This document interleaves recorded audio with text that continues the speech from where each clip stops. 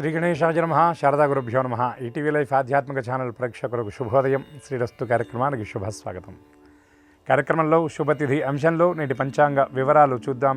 ఆంగ్ల తేదీ 19వ తేదీ 5వ నెల 2024 సంవత్సరం ఆదివారం. స్వస్తి శ్రీ చాంద్రమాన శ్రీ క్రోధినామ సంవత్సరం ఉత్తరాయణం వసంత ఋతువు వైశాఖ మాసం శుక్లపక్షం ఏకాదశి తిథి మధ్యాహ్నం 1:03 వరకు తదుపరి ద్వాదశి.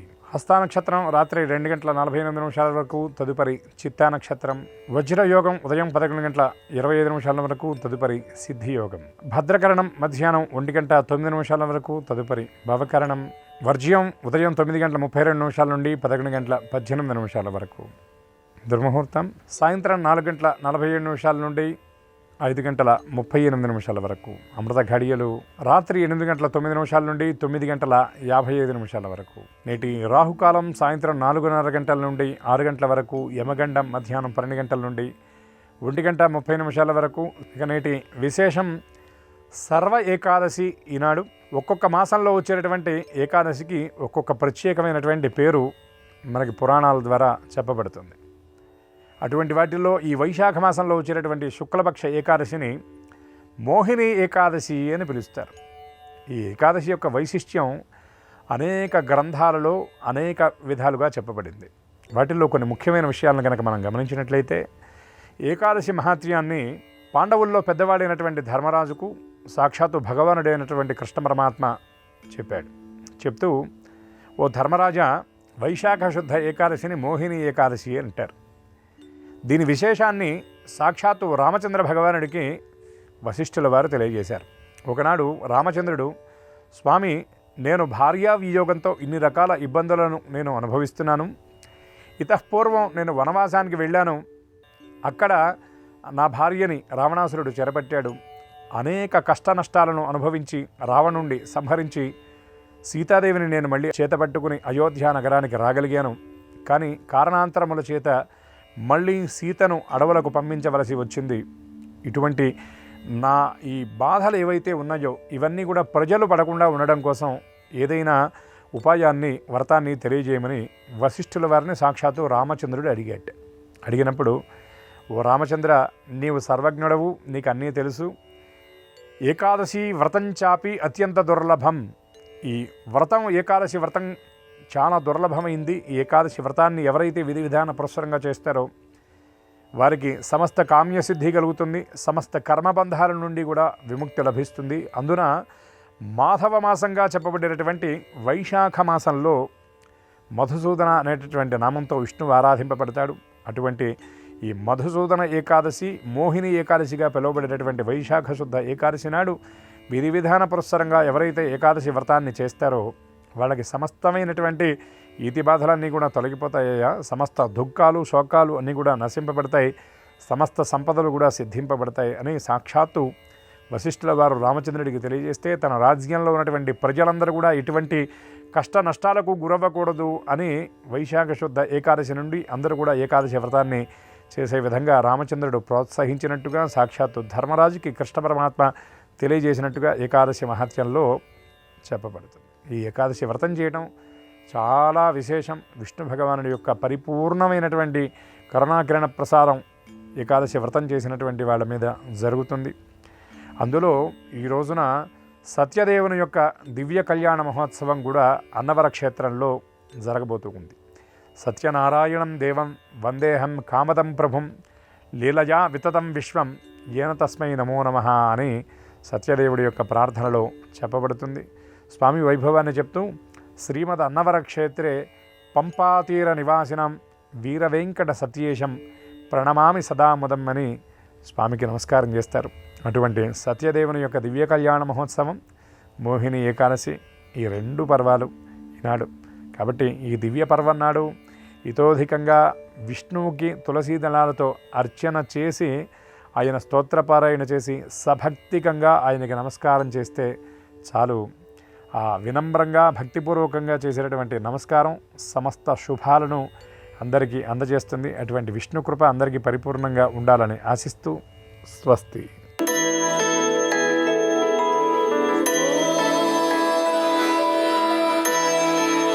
ఈటీవీ లైఫ్ ఆధ్యాత్మిక ఛానల్ ప్రేక్షకులందరికీ నమస్కారం. శ్రీరస్తు కార్యక్రమంలో గ్రహయోగం అంశానికి స్వాగతం. ఈనాటి గ్రహయోగం శీర్షికలో మేషాది ద్వాదశ రాశుల వారికి కలిగే శుభ అశుభ ఫలితాలని, అవసరమైన సందర్భాల్లో ప్రత్యామ్నాయ మార్గాలని తెలుసుకుంటారు. అంతేకాక ఏ రాశి వారికి ఏ దిక్ ప్రయాణం నేటికి అనుకూలిస్తుందో, ఏ రాశి వారికి ఏ దైవ దర్శనం వల్ల సకల కార్యాలు నిర్విఘ్నంగా పూర్తవుతాయో, ఏ రాశి వారికి ఏ రంగు దుస్తుల్ని ధరించినట్లయితే ఫలితాలన్నీ కూడా శుభావహంగా ఉంటాయో, ఏ రాశి వారికి ఏ సంఖ్య నేటికి మాత్రం అదృష్ట సంఖ్యగా పరిణమించబోతుందో ఆ విశేషాలని కూడా తెలుసుకుంటారు. ముందుగా నేటి పంచాంగం. ఈరోజు ఏకాదశి తిథి, ఆదివారం, నక్షత్రం హస్త.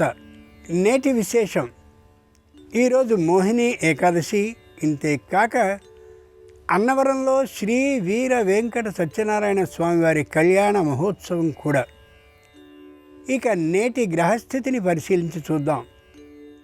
మేషంలో బుధ శుక్రుడు, రవిగురువులు వృషభంలో, చంద్రకేతువులు కన్యలో, మీనంలో కుజ రాహువులు, కుంభంలో శని ఉన్నారు.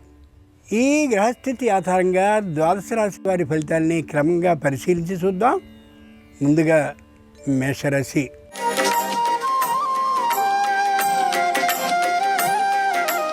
ఈరోజు మేషరాశి వారి ఫలితాలని పరిశీలించి చూస్తే, కుటుంబంలో ఉండేటటువంటి స్త్రీ జనానికి తాత్కాలిక అనారోగ్య భావం కలుగుతుంది. మానసికమైనటువంటి అనారోగ్యం కూడా దానికి కొద్దిగా జత కావచ్చు. వృత్తి చేస్తూ ఉండేటటువంటి వారికి ఏ విధమైన ఆనందము ఉండే అవకాశం ఉండకపోవచ్చు. వ్యాపారం చేస్తూ ఉండేటటువంటి వారికి రావాల్సిన బకాయిలు వసూళ్లు ఏమాత్రమూ కాకపోవచ్చు. పారిశ్రామిక రంగానికి చెందినటువంటి వారికి తాత్కాలికమైనటువంటి నిరుత్సాహభావం ఏర్పడవచ్చు. దూరభార ప్రయాణాలు చేయవలసిన అవసరం మాత్రం లేకపోవచ్చు. అది ఆనందించదగినటువంటి విషయం. వృద్ధులు అనారోగ్యవంతులు కానీ ఉన్నట్లయితే వారి గురించినటువంటి ప్రయాణ విధానం ఏమాత్రం ఉండదు, కానీ మానసికంగా కొద్ది బరువుగా అనిపించవచ్చు. ఏ విధమైనటువంటి సౌకర్యాన్ని అపేక్షించవలసిన రోజు ఇది కాదు. ఏదో ఒక తీరు అసౌకర్యం కలిగే అవకాశం ఉండొచ్చు. మోహిని ఏకాదశి సందర్భంగా మేషరాశి వారు శ్రీ వెంకటేశ్వర స్వామిని చేమంతులతో పూజించినట్లయితే సకల శుభాలు నెరవేరుతాయి. ఈ రాశి వారికి నేడు ఉత్తర దిక్ ప్రయాణం అనుకూలం. వీరికి కలిసొచ్చే రంగు నేడు తెలుపు.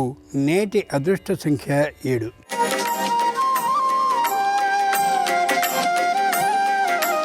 ఈరోజు వృషభ రాశి వారి ఫలితాలని పరిశీలించి చూస్తే, ఉద్యోగులైనటువంటి వారికి అధికారుల నుండి ఒత్తిడి ఉన్నా ఏమాత్రమూ అది బాధాకరంగా అనిపించదు. కుటుంబంలో ఉండేటటువంటి అందరిలోనూ ఐకమత్యం ఉండే అవకాశం గోచరిస్తోంది. ఏ విధమైనటువంటి అసౌకర్య భావన లేకుండా సుఖంగా ఉండగలుగుతారు. వృత్తిని చేస్తూ ఉండేటటువంటి వారు ఉన్నంతలో ఆనందాన్ని పొందుతూ ఉంటారు. వ్యాపారాన్ని చేసేటటువంటి వారు నిదానమైన శైలిలో రావాల్సినటువంటి సొమ్ముని తిరిగి తెచ్చుకునేటటువంటి ఏర్పాట్లను చేసుకోగలుగుతారు. పారిశ్రామిక రంగానికి చెందినటువంటి వారికి భాగస్వాములతో విరోధ సూచన ఏమాత్రమూ లేనే లేదు. వ్యావసాయిక క్షేత్రానికి మాత్రం మరమ్మతులు చేయడం కోసం కొద్ది ఎక్కువ మొత్తం వ్యయం చేయవలసి రావచ్చు. మోహిని ఏకాదశి సందర్భంగా వృషభ రాశి వారికి అనుకూలించేటటువంటి దైవం శంకరుడు. ఆయన్ని శుద్ధ జలంతో అభిషేకించినట్లయితే వాయిదా పడ్డ సమస్యలు తీరుతాయి. ఈశాన్య దిక్ ప్రయాణం నేటికి అనుకూలం. వీరికి కలిసొచ్చే రంగు నేడు ఎరుపు. నేటి అదృష్ట సంఖ్య 8.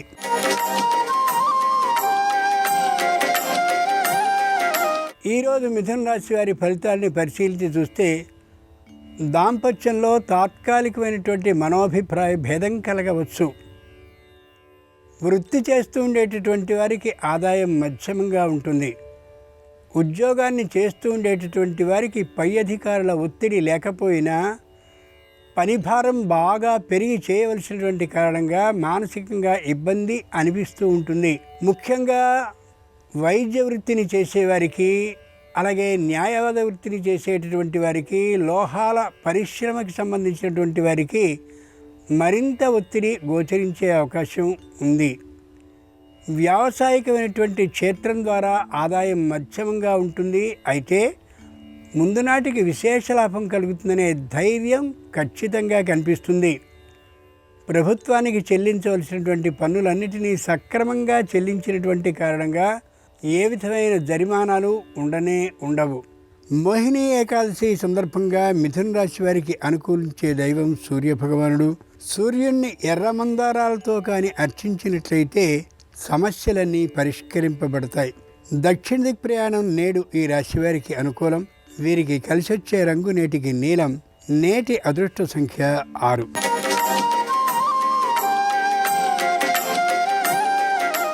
ఈరోజు కర్కాటక రాశి వారి ఫలితాలని పరిశీలించి చూస్తే ఏ విషయానికి స్పష్టమైనటువంటి నిర్ణయాన్ని తీసుకోలేకపోతారు. బంధుమిత్రుల్లో తాత్కాలికమైనటువంటి చులకన భావం వీరి మీద ఏర్పడే అవకాశం ఉంటుంది.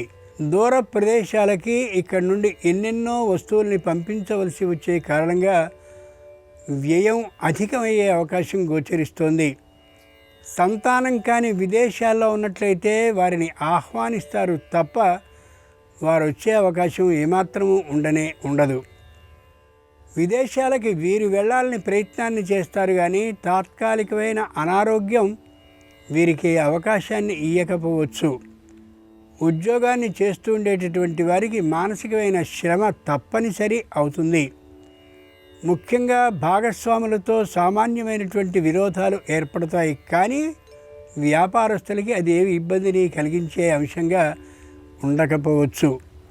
నిరుద్యోగులు చేసేటువంటి ప్రయత్నాలు ఫలిస్తాయనే సూచన గోచరిస్తుంది. ఈ రోజున మోహిని ఏకాదశి సందర్భంగా కర్కాటక రాశి వారు దుర్గాదేవిని కానీ ఆరాధించినట్లయితే పారిజాతాలతో తప్పక వాయిదా పడుతున్నటువంటి వివాహాది శుభకార్యాలు అనుకూలిస్తాయి. పశ్చిమ దిక్ ప్రయాణం నేడు వీరికి అనుకూలం. వీరికి కలిసొచ్చే రంగు నేటికి నలుపు. అదృష్ట సంఖ్య నేటికి వీరికి 5.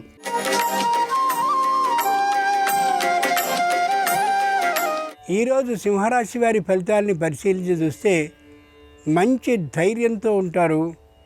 ప్రతి పనిలోనూ సాహస విధానాన్ని చూపిస్తూ ఉంటారు. తోటి ఉద్యోగుల కంటే ఎక్కువ స్థాయిలో ఉండాలనేటువంటి ఆలోచనలో ఉంటారు. ఉండేటటువంటి ఏవో సంఘాలలో ఒక పదవిని కోరుకుని దానికోసమని కొంత ఖర్చు చేసి కూడా పదవిని సంపాదించుకోగలుగుతారు.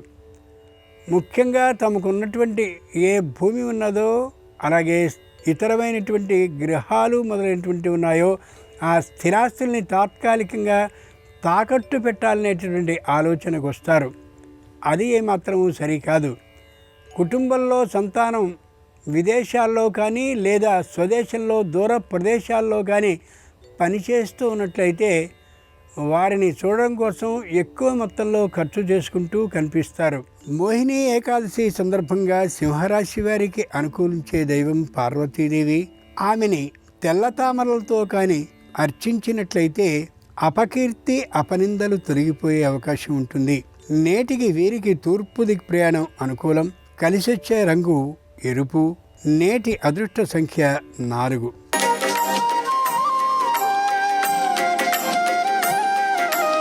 ఈరోజు కన్యారాశి వారి ఫలితాలను పరిశీలించి చూస్తే పై పదవిని పొందడం కోసమని పోటీ పరీక్షల్లో తప్పక విజయాన్ని సాధించగలుగుతారు.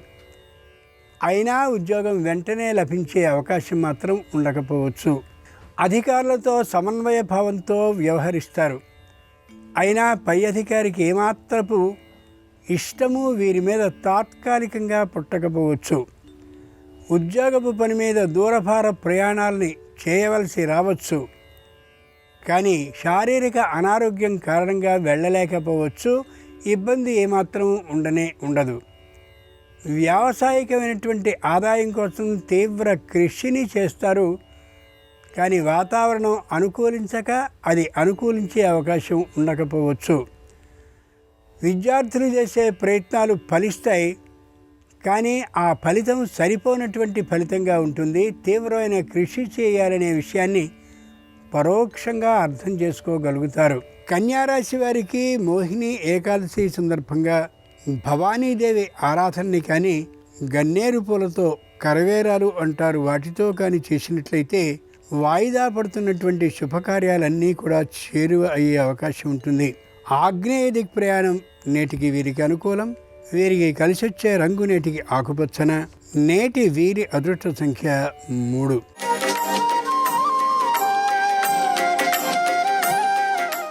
ఈరోజు తులారాశి వారి ఫలితాలని పరిశీలించి చూస్తే మానసికమైనటువంటి అసమతుల్యత అంటే సరైనటువంటి స్థితి లేనటువంటి భావంతో గోచరిస్తారు.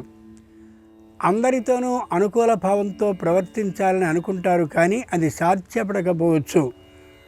ముఖ్యంగా తల్లిదండ్రులతో భర్తతో విరోధభావం ఏర్పడే అవకాశం ఉంది కాబట్టి ఆచితూచి మాట్లాడడం అవసరం. సంతానం కోసం మాత్రం విశేషంగా కృషిని చేస్తూ ఎంత ధనమైనా సరే వెచ్చించడానికి వెనుకాడనే ఆడరు. విదేశాలకు వెళ్ళి అక్కడ ఉద్యోగాన్ని సాధించాలనే ప్రయత్నాన్ని ముమ్మరం చేస్తారు. సహాయ సహకారాలు అందించేటటువంటి వారు కూడా పూర్తిగా వీరికి అనుకూలించే అవకాశం ఉంది. రమా సత్యనారాయణ స్వామి కళ్యాణోత్సవం సందర్భంగా అనుకూలించే దైవం సత్యనారాయణ స్వామి. ఆయనని పసుపు కుంకుమ జలాలతో కానీ అభిషేకించినట్లయితే అసౌకర్యం అనేది పూర్తిగా తొలగిపోయి సర్వసౌకర్యాలు లభించే అవకాశం ఉంటుంది. నేటికి వీరికి పశ్చిమ దిక్ ప్రయాణం అనుకూలం. పసుపు పచ్చ రంగు నేడు కలిసి వస్తుంది. అదృష్ట సంఖ్య నేటికి 9 వీరికి.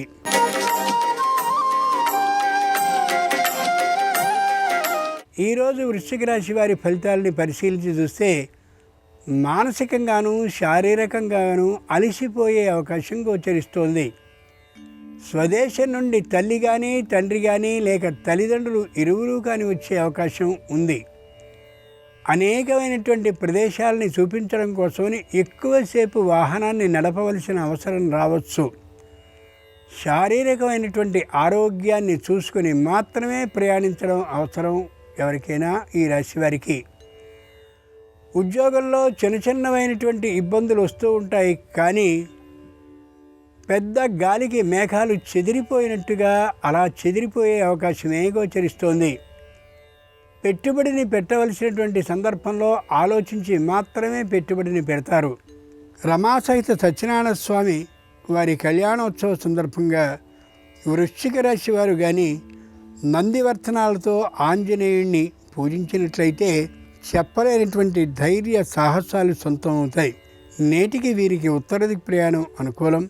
నేటికి వీరికి కలిసొచ్చే రంగు ఎరుపు. వీరి అదృష్ట సంఖ్య నేటికి 2.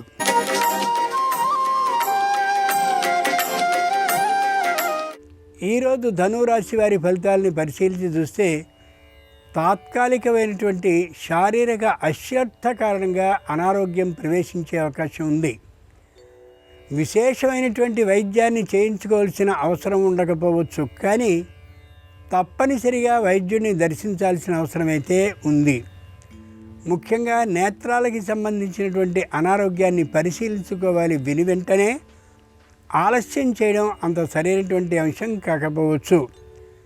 శారీరకంగా లావు పెరుగుతూ ఉండేటటువంటి కారణంగా ఆరోగ్యపు స్థితి గతులు ప్రమాణాలు తప్పే అవకాశం ఉంది కాబట్టి ఆరోగ్యాన్ని జాగ్రత్తగా చూసుకుని తీరాలి. ధనురాశి వారికి రమా సహిత సత్యనారాయణ స్వామి కళ్యాణోత్సవం సందర్భంగా అనుకూలించేటటువంటి దైవం పద్మావతీదేవి. ఆమెని కానీ కనకాంబరాలతో అర్చించినట్లయితే ఏ విధమైన ఇబ్బందులు మానసికంగా ఉండకుండా అవుతాయి. తూర్పు దిక్ ప్రయాణం నేడు వీరికి అనుకూలం. కలిసొచ్చే రంగు ఎరుపు. నేటి వీరి అదృష్ట సంఖ్య 1.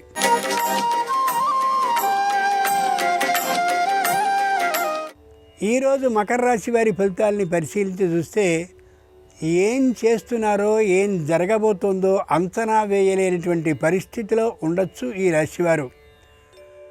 మాట్లాడే ప్రతి మాటని ఆచితూచి మాట్లాడాలనే అభిప్రాయంతో ఉంటారు, కానీ అవతలి వారి ఆవేశం సందర్భంగా అంత నిదానపు విధానం ఈ నేటికి ఉండకపోవచ్చు.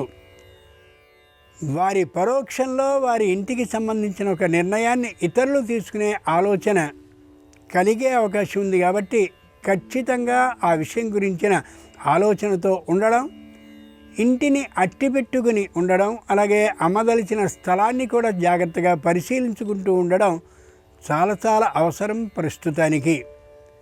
ముఖ్యంగా ఈ రాశివారు ఏ నిర్ణయాన్ని చేసినా ఆ నిర్ణయం అమలు కాదు అనేటటువంటి ఆలోచనతో ఉండి తీరాలి.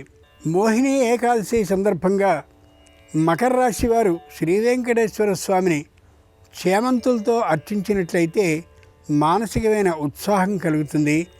నేటికి వీరికి అనుకూలించే దిక్కు దక్షిణం, కలిసొచ్చే రంగు నీలం, నేటి అదృష్ట సంఖ్య 8.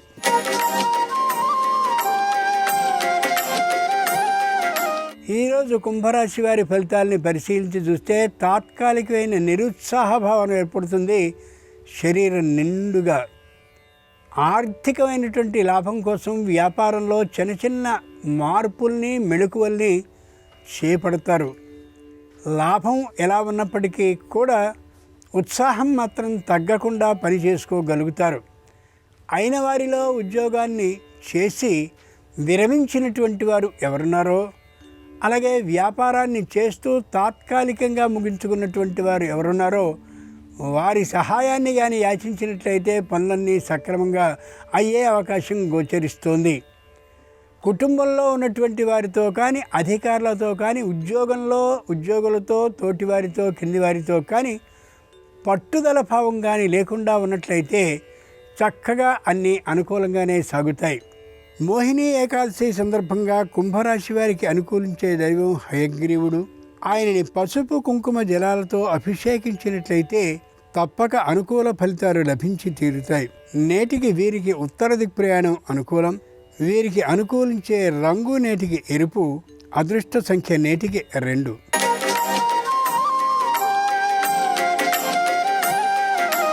ఈరోజు మీనరాశి వారి ఫలితాలని పరిశీలించి చూస్తే మాట మీద నిలబడే అవకాశం ఏమాత్రం ఉండదు. కుటుంబంలో ఉన్న సంతానాన్ని దూర ప్రదేశాల్లో చదువులు కాని పెట్టినట్లయితే వారు కాలక్షేపం చేసే అవకాశం ఉంది. కాబట్టి తీవ్రమైన అసహనం తల్లిదండ్రులకి ఏర్పడవచ్చు. తాము ఏ వస్తువుల్ని అతి భద్రంగా స్వయంగా విదేశాలకి పంపారో వాటి స్థితి గతులని చూసినట్లయితే ఆశ్చర్యం వేయక మానదు. ఇక్కడి నుండి వెళ్ళినటువంటి వారికి సమయ అభావం కారణంగా ఏ దైవాన్ని, ఏ ఆయుధాలతో ఉన్నది, ఏ విధమైన దృష్టితో చూస్తున్నది పరిశీలించగలిగిన శక్తి వీరికి ఉండకపోవచ్చు. నేటికి మోహిని ఏకాదశి సందర్భంగా మీనరాశి వారికి అనుకూలించే దైవం గణపతి. గణపతిని కనుక ఎర్ర మందారాలతో అర్చించినట్లయితే నిర్విఘ్నంగా అన్ని పనులు నెరవేరుతాయి. నేటికి వాయువ్య దిక్ ప్రయాణం వీరికి అనుకూలం.